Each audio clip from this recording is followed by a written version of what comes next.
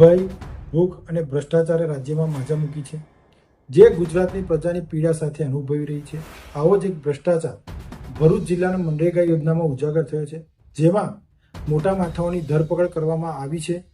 સાથે કૌભાંડમાં સંકળાયેલા કોન્ટ્રાક્ટના કર્મચારીઓને જો છૂટા કરી દેવાયા છે, તો આ કૌભાંડમાં સામેલ સરકારી અધિકારીઓ જેમ કે ડીડીઓ, ટીડીઓ, મનરેગા ઓફિસના અધિકારીઓ તેમજ કેટલા નામાંકિત રાજકીય સ્થાનિક અગ્રણીઓ નેતાઓ સામે અમે સીબીઆઈ, ઈડી તથા જીએસટી વિભાગ દ્વારા તટસ્થ તપાસ કરવામાં આવે એવી અમે માંગ કરીએ છીએ.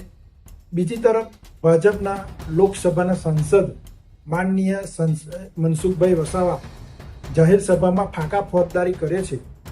આપણા જ ભાજપના ચૂંટાયેલા સભ્યો સામેલ હોય તો કોને કહેવું? પ્રશ્નચિહ્ન. તો આવા સાંસદો પાસેથી આપને કેવી આશા અપેક્ષા રાખી શકીએ? ભ્રષ્ટાચારથી ખદબદી રહેલા ભરૂચ જિલ્લાને કોણ બચાવશે?